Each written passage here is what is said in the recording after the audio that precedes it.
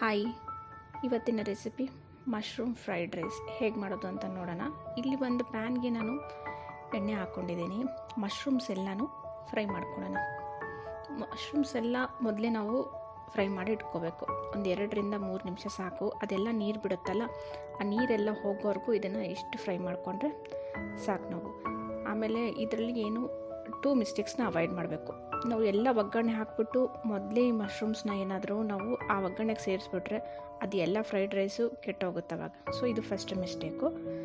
ಹಾಗೆ ಇಲ್ಲಿ ಇನ್ನೊಂದು ಬಾಣಲಿಗೆ ನಾನು ಒಂದು 3 ಸ್ಪೂನ್ ಎಣ್ಣೆ ಹಾಕ್ಕೊಂಡಿದ್ದೀನಿ. ಅದಕ್ಕೆ ಬೆಳ್ಳುಳ್ಳಿ, 1 ಹಸಿರು ಮೆಣಸಿನ್ಕಾಯಿನ ಒಗ್ಗರಣೆಗೆ ಹಾಕ್ಕೊಂಡಿದ್ದೀನಿ. ಹಾಗೆ ಒಂದು ಈರುಳ್ಳಿ, ಹಾಗೆ ಸ್ಪ್ರಿಂಗ್ ಆನಿಯನ್.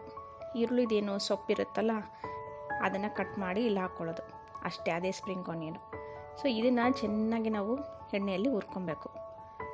ಓಕೆ, ಇದನ್ನು ಹಾಗೆ ಕಂಟಿನ್ಯೂಸ್ ನಾವು ಒಂದು ಮೀಡಿಯಮ್ ಫ್ಲೇಮಲ್ಲಿ ಇಟ್ಕೊಂಡೆ ಹುರ್ಕೊಳ್ತಾ ಇರಬೇಕು.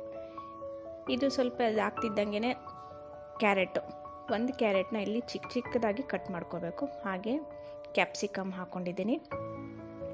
ಕ್ಯಾಪ್ಸಿಕಮ್ ಆದಮೇಲೆ ಬೀನ್ಸು.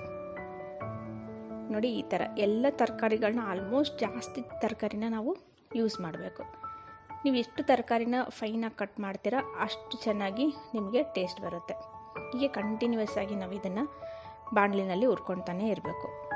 ಓಕೆ, ಎಕ್ಸ್ಟ್ರಾ ಎಣ್ಣೆ ಏನು ಹಾಕೋದು ಬೇಡ, ಇಲ್ಲಿ ಅದೇ ಇದಾಗ್ತಾನೆ ಇರುತ್ತೆ. ಓಕೆ, ಹಾಗೆ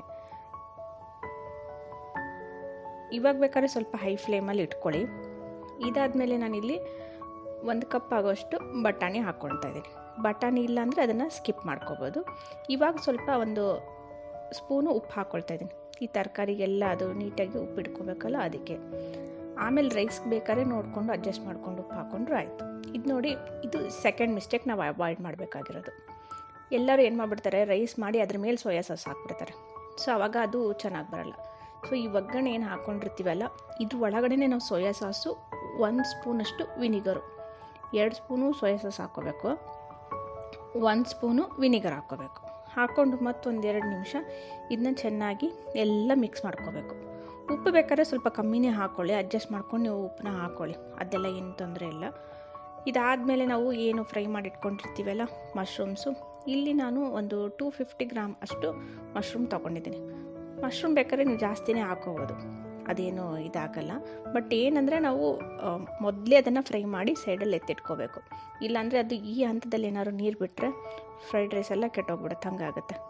ಓಕೆ, ಇದು 2 ಮಿಸ್ಟೇಕ್ಸ್ನ ನಾವು ಅವಾಯ್ಡ್ ಮಾಡಿದ್ರೆ ಹೋಟೆಲ್ ಸ್ಟೈಲಲ್ಲಿ ಆರಾಮಾಗಿ ಮಶ್ರೂಮ್ ಫ್ರೈಡ್ ರೈಸ್ ಅನ್ನೋದು ರೆಡಿ ಆಗುತ್ತೆ. ನೋಡಿ, ಈ ಥರ ಒಗ್ಗರಣೆ ಇವಾಗ ರೆಡಿಯಾಗಿದೆ.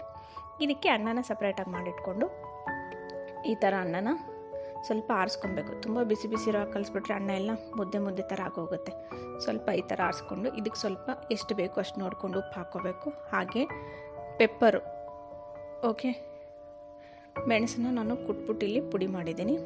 ಈ ಮೆಣಸಿನ ಪೌಡ್ರು 2 ನೀಟಾಗಿ ಮಿಕ್ಸ್ ಮಾಡ್ತಾ ಬರಬೇಕು. ನಿಧಾನಕ್ಕೆ ಮಿಕ್ಸ್ ಮಾಡ್ಕೊಳ್ಳಿ. ಇವಾಗ ಕೂಡ ಫ್ಲೇಮ್ನ ಸಿಮ್ಮಲ್ಲಿ ಇಟ್ಕೋಬೇಕು. ಫ್ಲೇಮ್ನ ಆಫ್ ಮಾಡಿಬಿಟ್ಟು ಮಾಡಬೇಡಿ, ಸಿಮ್ಮಲ್ಲಿ ಇಟ್ಕೊಂಡೆ ಇದನ್ನು ಮಾಡಿ. ನೋಡಿ, ಈ ಥರ ಫ್ರೈಡ್ ರೈಸ್ ಅನ್ನೋದು ಮಶ್ರೂಮ್ ಫ್ರೈಡ್ ರೈಸ್ ಇವಾಗ ರೆಡಿಯಾಗಿದೆ. ಮೇಲ್ಗಡೆ ಇನ್ನೊಂದು ಸ್ವಲ್ಪ ಸ್ಪ್ರಿಂಗ್ ಆನಿಯನ್ನ ಹಾಕ್ಕೊಳ್ಳೋಣ. ಓಕೆ, ಇದು ಈಸಿಯಾಗಿರುತ್ತೆ. ಮಕ್ಕಳಿಗೆಲ್ಲ ಲಂಚ್ ಬಾಕ್ಸ್ ಕೊಡೋಕ್ಕೆ ಏನು ಕೊಡೋದಂತ ಯೋಚನೆ ಮಾಡುವಾಗೆಲ್ಲ ಇದು ನಮಗೆ ಈಸಿಯಾಗಿ ಮಾಡ್ಬೋದು. ಈ ರೆಸಿಪಿ ಇಷ್ಟ ಆಗಿದ್ದಲ್ಲಿ ಶೇರ್ ಮಾಡಿ, ಲೈಕ್ ಮಾಡಿ, ಕಮೆಂಟ್ ಮಾಡಿ. Thank you. ಮತ್ತೆ ಸಿಗೋಣ ನೆಕ್ಸ್ಟ್ ವಿಡಿಯೋದಲ್ಲಿ.